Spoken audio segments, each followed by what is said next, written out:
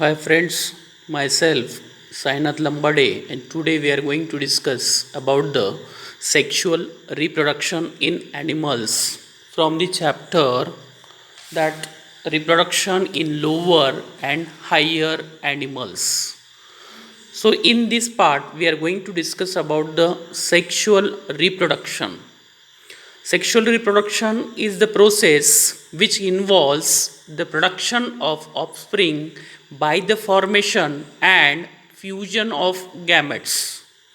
It is also called as amphimixis. As you know that in sexual reproduction there is going to the formation of gametes and this fusion of the gamete, that is called as a sexual reproduction. The another name for the sexual reproduction, that is it is also called as a amphimixis. In animals, gamete formation primarily involves, that is a meiosis. In animals, gamete formation primarily involves the meiosis. The sexually reproducing animals shows two main phases in their lifetime. The earlier juvenile phase mainly represent the physical growth phase starting from the birth, and the animal cannot reproduce sexually in this phase. The latter reproductive maturity phase, the latter period, that is known as the reproductive maturity phase. First we have seen about the juvenile phase. In this phase the represent the physical growth of that particular animal, or the birth of that animal cannot reproduce sexually in this phase. So later reproductive or maturity phase is attained usually after the physical growth is almost over. It involves growth and activity of the sex organs. The animals can reproduce sexually in this phase. Both these phases are of variable durations in their animals. Both the phases have the different variable phases, or different, the phases are variable durations. The duration may be different in the different animals. After attaining the sexual maturity, the animals exhibit various events, that is the pre-fertilization. In this pre-fertilization, that is called as a gametogenesis, means the formation of the gametes, and gamete transfer.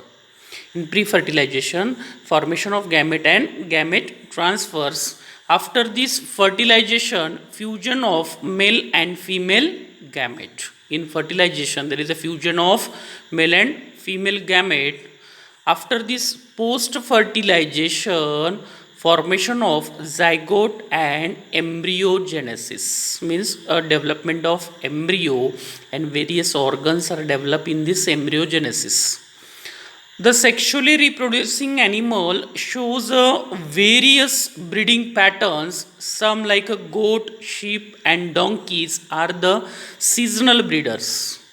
In the animals, they shows some specific breeding period, that shows by in the goats, sheep, donkey.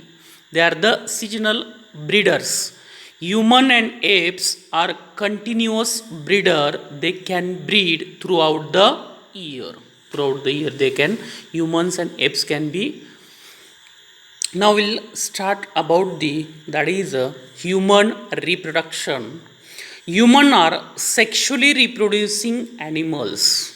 Humans are sexually reproducing animals, means here is a formation of gametes and fusion of the gamete take place. So that is known as a human sexually reproducing animal. The process of reproduction involves various steps. First step, that is a gametogenesis, means the formation of sperm. Then insemination, means the deposition of the gamete. Then internal fertilization, that is a fusion of male and female gametes. Then after this, zygote formation, that means zygote formation and embryogenesis, both this carried out the development of embryo. Gestation period, this is a pregnancy period. After that, Parturition means expelling of full-term baby from the mother's uterus, that is about the 28 days of the gestation period. Then lactation, production of milk for nourishing the young one. These are the some steps taken place in the human reproduction. Primary sex organs in the male, that is the testes, and in the female, that is the ovaries. Male gamete, that is the sperm, and female gamete, that is the egg or ovum. Secondary sex organ in male and female can be externally differentiated by the certain specific features called as a secondary sexual characters or a sexual dimorphic characters. In the male, which are the external seen characters: presence of beard, mustache, hair on the chest, muscular body, and enlarged larynx, that is Adam's apple, low pitch voice. As you know, this Adam's apple, that is one cartilage, that is a larynx part, which is coming outwards in the male, that is in front of the gland, that is thyroid gland. In front of the thyroid gland, this Adam's apple lies, that comes little bit outwards in the male, that is called as a Adam's apple. In female character, they develop a breast, then broader pelvis and high pitch voice. These are the secondary sexual characteristics which are mainly seen in the females. Now we'll see the male reproductive system. Human male reproductive system consists of pair of a testes, then after this duct system, male accessory reproductive gland, external genitalia organs like scrotum and the penis. So one by one we'll see the first we'll see about the now testes. We'll see about the testes. Testes, first of all, we'll see the location of the testes. A pair of testes is present outside the abdomen. A pair. In male, there is having the presence of pair of testes, and which are located outside the abdomen in the sac of the skin. That sac of the skin is called as a scrotum, which hangs between the two legs in the upper margin of the thigh.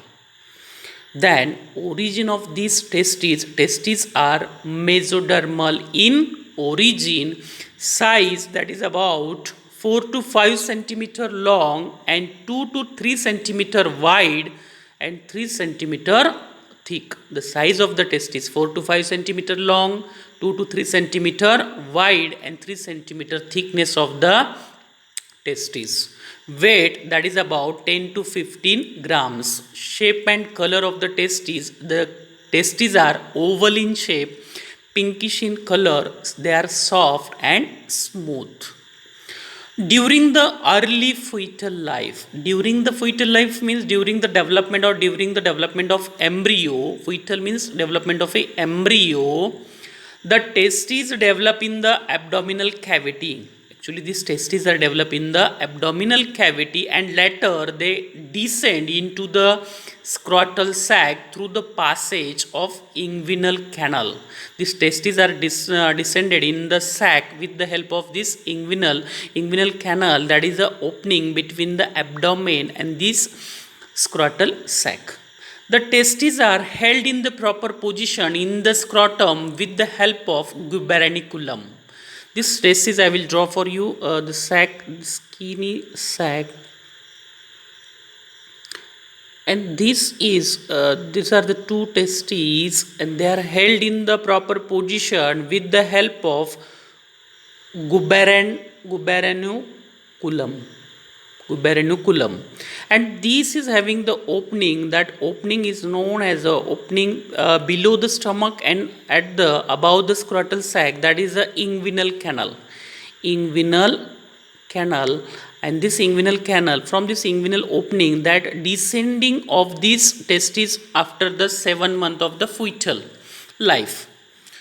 Then after this, the testes are held in the proper position by the scrotum with the help of gubernaculum. The scrotum protect the testes from the mechanical injury. This is a skinny pouch that is known as a scrotum.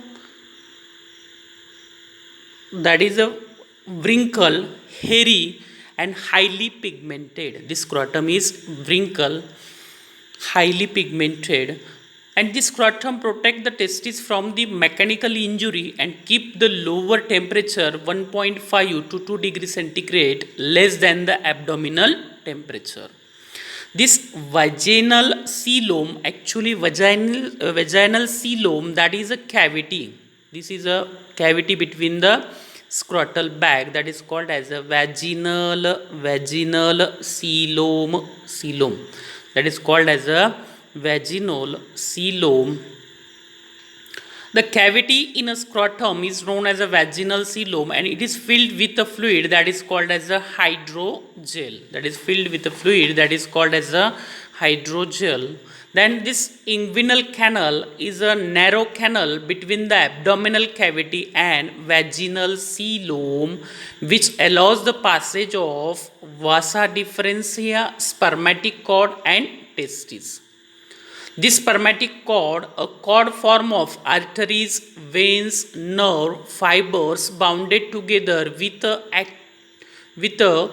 connective tissue, and these testes are attached to the wall of the abdomen by the spermatic cord. So this spermatic cord is form of what? Arteries, veins, nerves, and they are connected to each other with the help of nerve fiber, and they are attached to the abdominal with the help of this nerve fiber. Scrotum, it is a thin, membranous, hyperpigmented, hairy, wrinkled skin pouch. Now we will go towards the histology of the testes. As one point, another additional point for you, that inguinal hernia means in some cases the opening of inguinal canal takes place is there in some males. In males, a loop of Henle intestine pass through the inguinal canal, that is cause inguinal hernia. So we'll see the histology of the testis cut section. That is a outer layer, that is a tunica albuginea. This is a form of collagenous, means white fiber connective tissue. After this, outer to it, there is a incomplete peritoneal layer, that is a tunica vaginalis. And actually this peritoneum, the outer to it is an incomplete peritoneal layer, that is an indication of abdominal origin of the testis. And inner to it, the layer, that is a tunica vesiculosa, that a thin, membranous and vascular layer of a testes. Thin, membranous and vascular layer, this tunica vesiculosa. Fibers from the tunica albugina divide each testis into 200 to 300 testicular lobules. So I will draw for you here on the page. These are the testes, and these testes are separated into the many lobules with the help of these fibers, that is called as a testicular lobules. And each testis there is about 200 to 300 lobules. And in one lobule there is having the presence of 1 to 4 number of seminiferous tubules. So we'll see about this.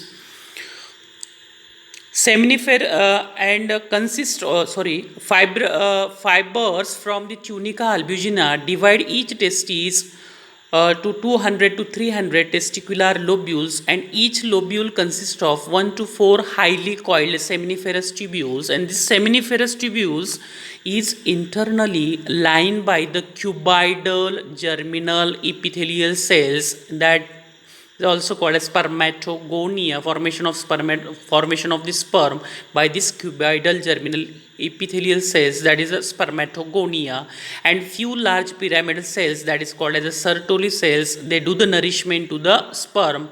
Then, or they are also known as a sustentacular cells. The germinal epithelial cells undergoes gametogenesis to form the spermatozoons. The Sertoli cells provide a nutrition to the developing sperm, and again side to these there is having the presence of interstitial or Leydig cells, and these lie in between the seminiferous tubules and they secrete the male hormone, that is the androgen or testosterone. So we'll just take a look over this TS of testes, and this is a cut section of a testis, and these seminiferous tubules are lined by the cuboidal germinal epithelial cells. These are lined by the cuboid. You might be seeing these pyramid type cells. These are called as the Sertoli cells, and side to these are having the presence of this interstitial cell or Leydig cells. Okay, thank you.